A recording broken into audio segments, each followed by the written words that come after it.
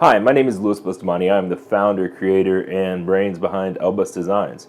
I've created Elbus Designs in order to, one, display my photography and fine artwork, also to do some videography work, but most importantly as a creator and a creator helper. I'm good at coming up with new ideas on how to create things and what kind of content to make. And so the heart behind the business that I'm creating is to share with other creators how to do things, which is really important. And it's really big that we help each other along the way. So if you're interested in any creative ideas, things like that, let me know. We can talk about your business and things and all the different flows that you want to go. And maybe create something together, which would be awesome. I'm real big on helping other creators. So hit me up if you're interested in that. Now, today, what we're going to do is a tutorial on Lightroom. I have a certain style that I like in black and white photography, also color, and we're going to look at that and how I create that. Kind of good practices to go with in black and white photography. For those of you that are curious, I'm using an EOS R with a 50-1.4 EF adapted at aperture 1.8. I think my ISO is around 800. I'm shooting 24 frames per second, 1/50th of a second shutter speed. So those are for all you techies out there who are curious about that kind of stuff. As far as the mic, I am using the Pixel MK-7. It wasn't very expensive and seemed like a good choice for the price. So let me know down below in the comments if you think that the mic is working well. And any suggestions you have on maybe a better mic. I would like a Rode. They're a little bit more expensive than I can afford right now. So yeah, let me know. For those of you who follow the adventures of Lewis and Bart, just wanted to let you know, yes, Bart is here. We do still have Bart, and he is still alive. All right, now that we got Bart back in his place, there we go. All right, so we're going to jump right into this tutorial. And as you can see here, I've got my background is one of the pictures that I like. It was from Deep Ellum, Texas, and right at the start of COVID. It's a really interesting bar that's in Deep Ellum, and completely empty on a Friday night is crazy for places like this. So I wanted to take a photo of it just the way it was at the time. It's like 10 o'clock on a Friday night, and it's been really hard on a lot of local businesses. So if you know anybody who owns a local business, go out and support them. It's a big deal right now. So without further ado, let's jump into this tutorial. All right, so I am using a Surface Pro 6 because this is what I have right now. Might be switching to a 7 with the i7. Looks like the cooling on that one is a lot better. So yeah, if y'all have one, or maybe a Dell XPS, because that's the other one I'm thinking about, let me know down below what you think about it. And before all y'all start saying Apple, I'm going from Apple to PC. I want to kind of change it up for a while. So anyway, all right. So looking through here, this is one of the black and whites that I did. We can look at it real quick. Just meant to, it's this really cool building that has really long legs, which is awesome. And then it just goes straight up. It's really cool. So that was just something I did with that. But we're not here to look at other work. We're here to.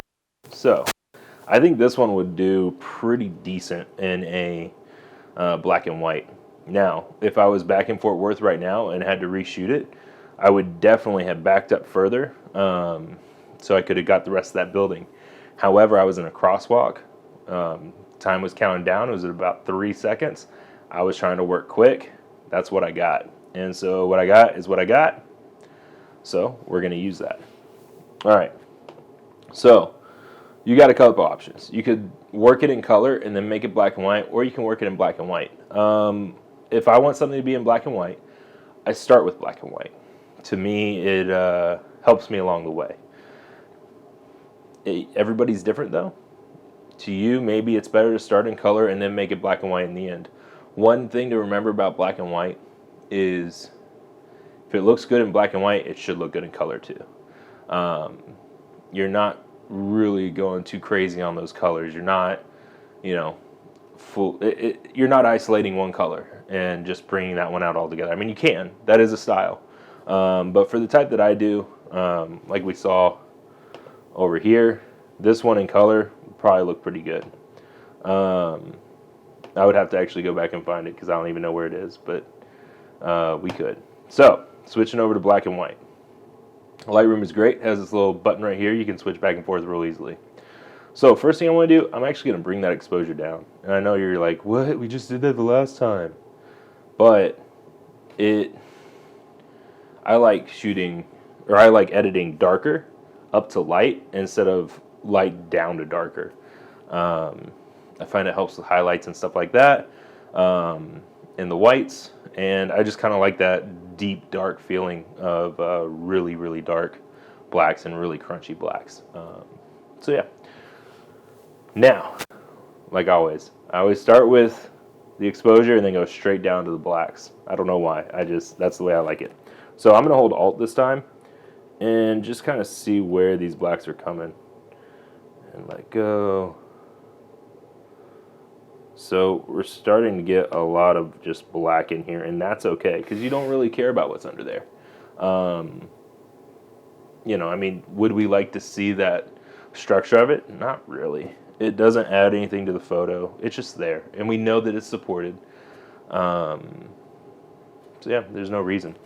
Now we're going to go to the whites. Hold Alt, click it, slide it, bring it up, bring it up. I see a lot of specks. A lot of specks. Now we're going to see what it's looking like in here. Now see, look at this clock face. Here, let's undo this. That clock face, isn't that great? Let me pull it up. It just brightens it. In that sky, it was a dark day, as you saw. Like, let's go back to color real quick. It was like there were no clouds. It was very clean. Yes, I know I need a polarizer to help get rid of this, but that's okay. Don't have one right now. For that lens. But, so let's go back to black and white. And remember I said whenever you're doing it in color or black and white, it doesn't matter, it should look pretty good. This looks actually pretty good in color. And I'm not against this one being in color. I just like black and white. It's kind of my thing. So, come back over to black and white. And I'm actually going to bring those whites a little bit too far. Right there, and it's kind of giving a glow to that face, and I'm loving that. That's really cool to me. Our shadows. Let's see what happens whenever we bring them up. So you start to see all this and all that, but it doesn't really matter. It's not important, and it's taking away from everything else, in my opinion. So we're actually going to bring those shadows down. Kind of isolate. We're going down this building. Isolate this lamppost or this clock. And just kind of pulling our way this way. Now, one thing I thought about with this was a sky replacement, but I'm not good at sky replacement, so that's not happening. But yeah, so here we go. So we're now in the highlights. Let's bring those up. Too much. So we could hold Alt, see what it is we're actually moving, right? And I'm actually going to focus on this clock face later. And because of that, I'm going to bring these shadows down just a little. Actually, you know what? Let's bring these blacks down. There we go. And actually, those shadows up just slightly.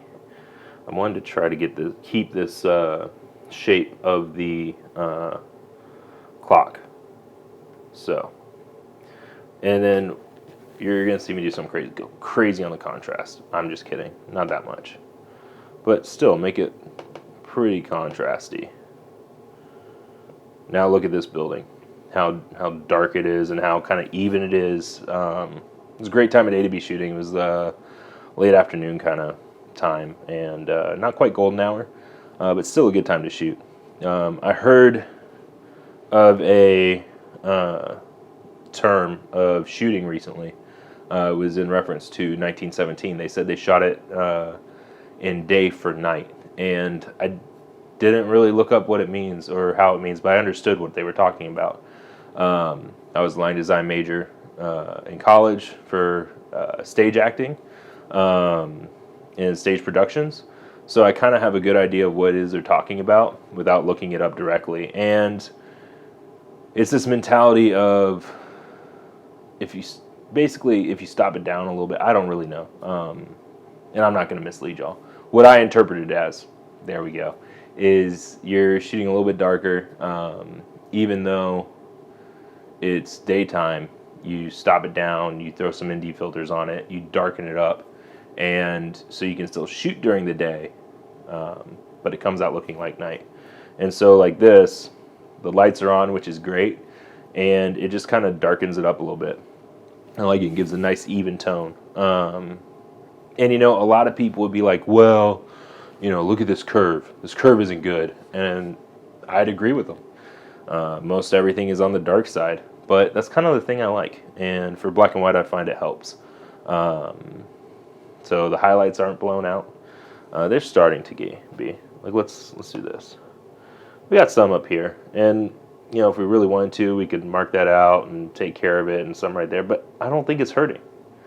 And if we look at the blacks, right, it's those details are super black, and that's fine. And that's actually where I like it to be. I mean, yeah, over here you can't really see anything. Over here you can't really see anything. But do we really need to see the post? No. Do we know it's there because of that street sign? Yeah. So don't be afraid to have a certain area go completely blacked out. It's not going to be too bad. All right, so I'm kind of happy with this and where things are at. Let's look at it in color real quick. Actually doesn't look bad in color too. But like I said, whenever you're editing black and white, it should look good in color most of the time. Not always, most of the time. Unless you're doing something really crazy. But even then, it should still look good. Now, you would think, okay, I'm working in black and white. There's no reason I should need to change the color temperature. Well, not so true. As always, should look good in both color and black and white. So we're actually going to play with it and see if we like anything warmer. It's not really doing much warmer. Cooler, it's not bad.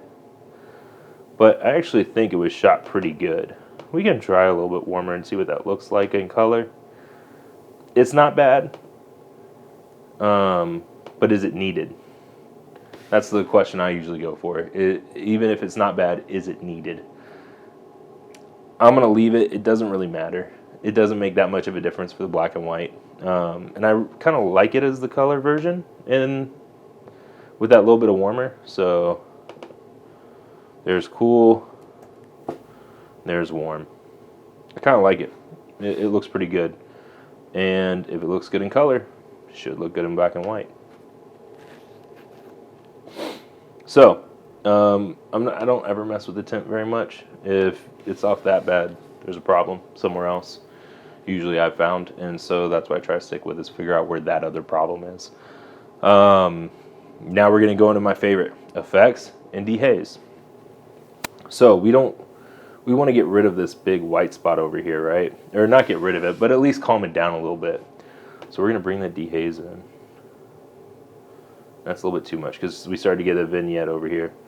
But we're going to, actually let's do that, right? Let's see what it looks like. Color. It's not bad, right? Without black and white. Color. We're starting to get a little bit out of here, which is great. But what I want to do is just a little bit of dehaze right at the edge of where it starts to vignette up here. Because I feel like it helps a lot. It kind of gets rid of that. Helps a little bit on this building up here, which is great. We're going to up the texture because I like me some texture. We're going to take a look at what that looks like. Look how sharp that is. Oh my gosh, that is beautiful. But that texture just kind of gives a little bit of roughness and kind of helps you see the stuff that's actually there, which is really good and helpful.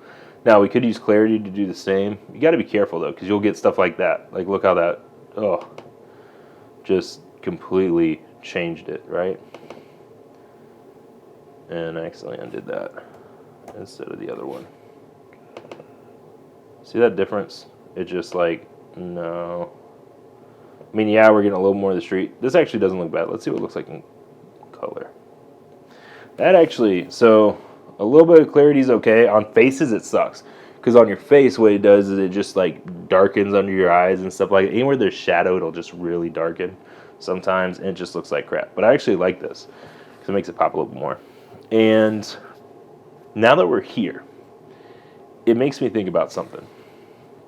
One, this gold, right? I could, whenever it's in black and white, go edit that, but I'm actually going to do it in color. And do the color mixer, do this. Actually, I'll shut that off for a second.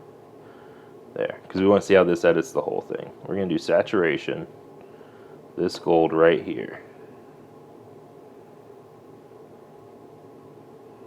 I like that. I like getting that gold. Luminance. Let me get brighter. There we go. And so that just highlighted all in here, along here, this, in here. So now let's go to black and white. And just made it pop just a little bit more. Which is really cool. I like it. Alright, so now that we're done with that, we've gotten through here. We're not going to do vignette and grain yet. I like to add some grain. This one I might not. We'll see. And then vignette. Usually that's used to take care of a vignette on the outsides. However, I kind of use it in the other way. I like to add a vignette, even if my lens doesn't really have that much of one or has a heavy vignette. It just kind of pulls you in a little bit more, and I like it, and how it kind of takes care of those outer edges and kind of forces you in. In stage acting, it's like putting a spotlight straight on somebody with nothing else on. It forces you to look at that, or even a spotlight with other lights on where they're dim. And it's kind of, everything's bringing you in. And one cool thing to do is have that spotlight and then lights around it be slightly less and slightly less and slightly less and slightly less until it just kind of fades out to the wings. And it focuses your eye on something, and it's really good to pull people into what you want them to look at. But we'll come back to that, right? So now we have detail. Like I said, this does not need any noise reduction. It does not need any sharpening. It looks great as is. You can play with it. You don't need it. And then optics, chromatic aberration, and lens correction. And that's going to flatten it out a little bit. So my lens, this 24-105, does have a lot of vignette, which is not good. But it's what I can afford. So, as you can see here, it kind of warps it down, throws that vignette in as well. This pulls it back out the way that it needs to be, and gets rid of the vignette. So we're going to come back up to effects. We're going to add it back in. Now, if you go up, it makes it white. If you go down, it makes it black, right? So we're going to start at 0. And we're just going to bring it in a little bit. A little bit at a time. Nope, too much. Right about there. It's subtle. It's not heavy. It's not like, here I am, Mr. Vignette. Roar. You know, it's slow and steady. And that's what we want. We don't want it to be over obvious what we're doing. So there's that. We're going to wait on grain. And you're like, why are we waiting on grain? We just did vignette like right after. Why not do it now? Because I'm going to actually do some things with masks and gradients. So let's jump into that. So we have radial gradients and we have linear gradients. I don't think we need anything for a linear gradient. I'm happy with all this up here. It's not really taking away. It is a little bit. We might throw one in later, but I think I can do it with radial. I like radial personally, just because circles are fun. They pull you in. They feel inclusive. And I like using circular gradients for things. So let's start here. All right. So we're going to start with actually the clock. And I'm going to go like this. Like that. Bring it down a little bit. And as you notice, it is going off the bottom. That's okay. I am going to widen it up just a little. All right, now, one thing you can do is throw that exposure all the way to one end and see where the feather is. If that's happy for you, great. If not, bring it up. So it gets smaller. bring it down so it gets close to the edge and bigger. Whatever you need. So with this one, I'm actually going to bring it up, because I want to focus mostly on this clock face, but also on the rest of it.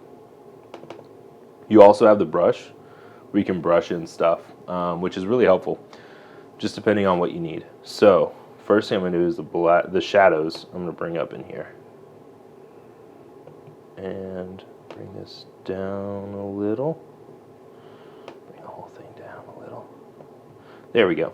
And so I'm trying to get this post to come out a little bit more. I'm going to make this a little bit narrower.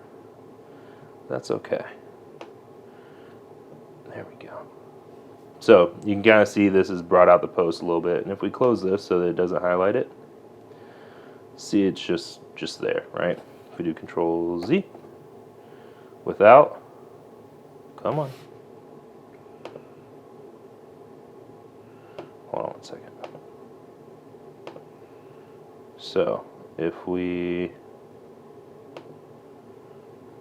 close that, you can see it just kind of brings out the structure of it a little bit, which is great. I'm also going to throw another radio right here on top of this. And you're going to be like, why do you care about a fire hydrant? Well, it looks cool, and it's something in there. And we're just going to pop those highlights a little bit. Not too much. Actually, a lot.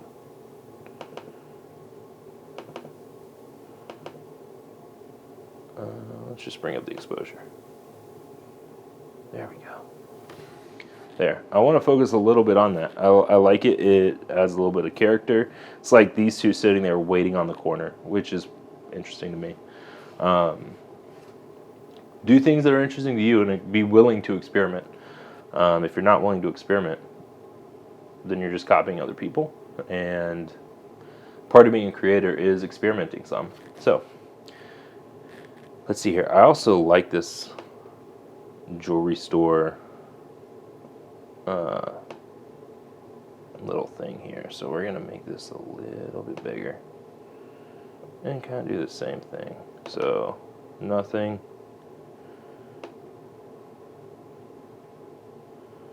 Too much. We're actually going to come over here to highlights. Pop those, and we're going to go to the blacks and make them crunchy. Now we're going to do the same thing to this Main Street sign. And you're like, oh no, it's not the right shape. You can twist. Don't be afraid to twist. Twist and shout. I'm just kidding. I don't sing. Alright. Make this bigger. And pull it over this way a little bit. Now this one we need something totally different. We're going to do that. Oop. I'm actually going to delete you.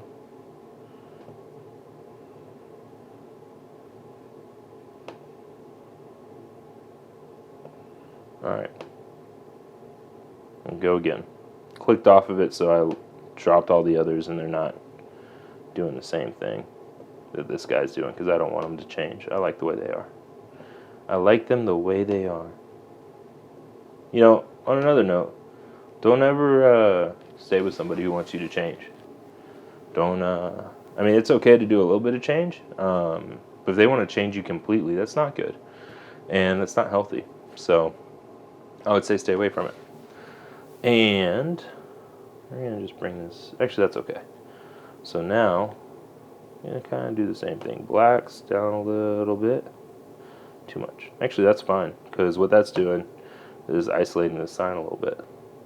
And I'm okay with that. And not in a very crazy way. So then we're going to do highlights.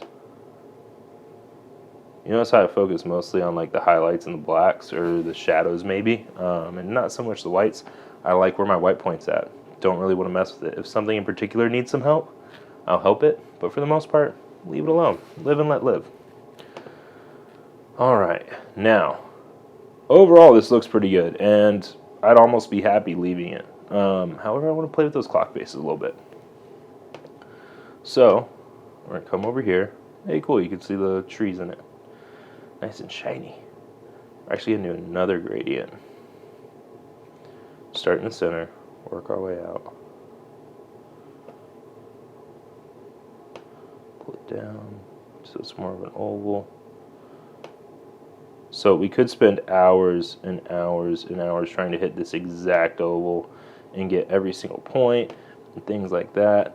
But one thing to remember is that if it's off by like a millimeter, nobody's going to ever notice. It's off by a mile, they're going to notice. Actually, you know what? Look at this. So I don't ever super try to get it in there, but this time I think, look at that. Bam. Almost perfect. Let's watch this. Whew. Whew. That's a good gradient right there. All right. So actually I did that all because I want to bring it up just a little bit. Not too much. I'm happy with that. So if we look, it just kind of evened it out from side to side. It's not super noticeable and looks pretty cool. Now we're going to do one more gradient. You're like, oh my gosh, so many gradients. And I'm like, yeah, a lot of gradients.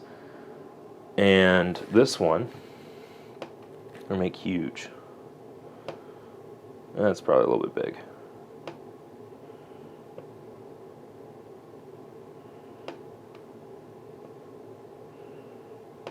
Come on, buddy. There we go.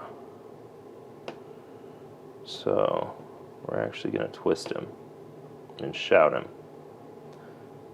I'm not going to let that die, am I? Go like that. Something like that. And then we're going to do something crazy. We're going to invert him. What? Why are we inverting him? Well, let's highlight him and see what that did. Nope, wrong one.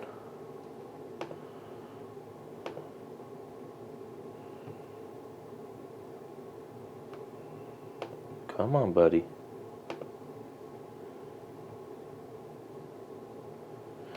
There we go.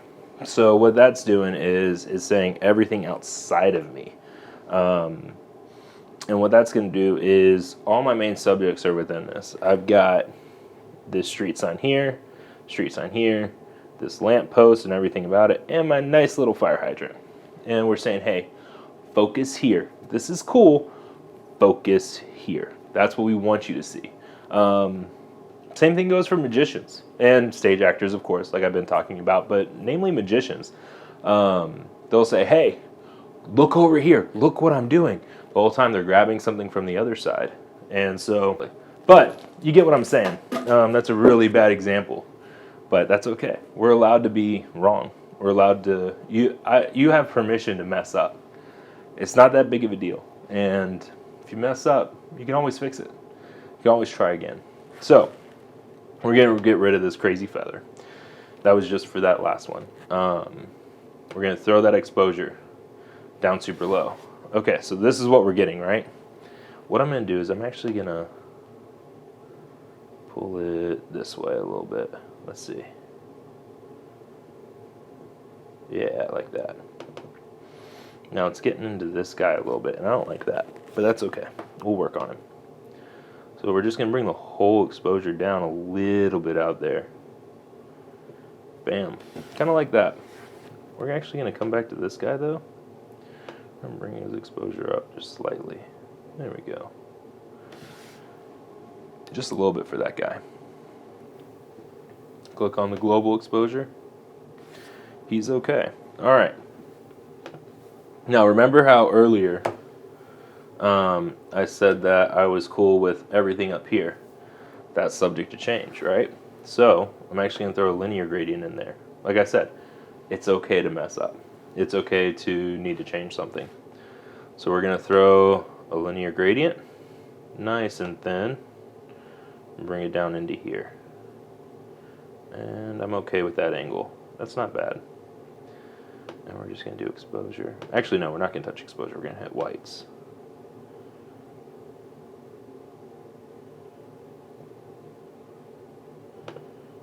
like that. Now remember what I said at the beginning and what I've said all along. If it looks good in black and white, it should look good in color. So let's check our color version, see what that looks like. I actually really love that. That's really cool. I love the pull out of the golds, and that whole overall look looks really cool. Switch back to black and white, and I love that too. And it just kind of crunchy, awesome feeling. And yeah, you know what I might do though? Might come back here and just play with these blacks a little bit more. Yeah, right there. Just get that crunch. Yes. And if we look at that, it's a lot of dark black, but that's okay. That's not a problem, right? It's just different. So if we look, I'm loving it, man. I really am. Let's look back at the color real quick one more time.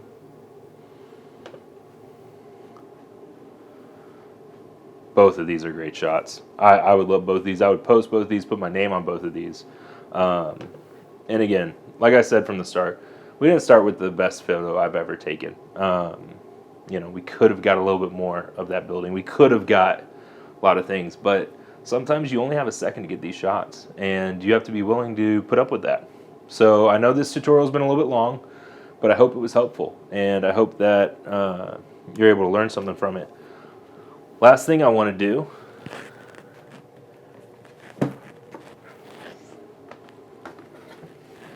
is I want to read y'all something.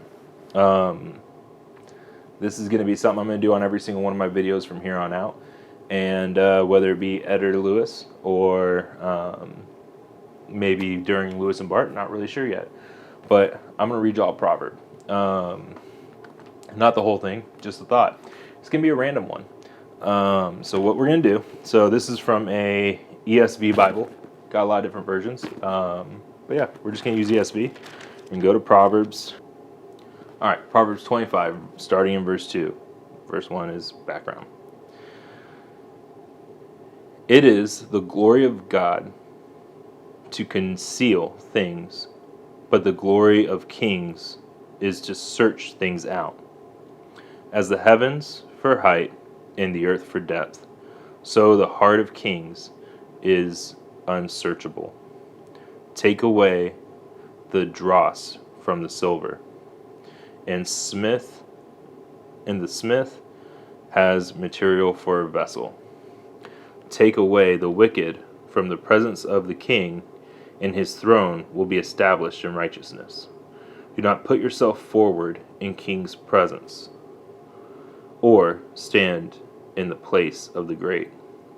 For it is better to be told, "Come up here," than to put lower in the presence of a noble. So what that says to me is, don't always be the first one to jump up there. Especially whenever you're in the presence of somebody important. It's better to be told, "Hey, come up here and be in my presence," than to just kind of put yourself there. And that is really true, not just for kings, because we don't have very many in our day, but also with your boss or with somebody important in your life. Let them pull you up. Don't just put yourself there. And also, it's not known what the king thinks. It's not known what your boss thinks. So yeah, don't put yourself forward. Let others do it. That's a really good thing. There's also a lot more in that small proverb. That was Proverbs 25, 2 through 7. But again, I hope you all enjoyed this video, and have a great rest of your day. Leave a like, comment down below, no matter what. Let me know if you have a different interpretation of what I read in Proverbs as well. It'd be great to hear. Anyway, hope you all have a great rest of your day, and peace.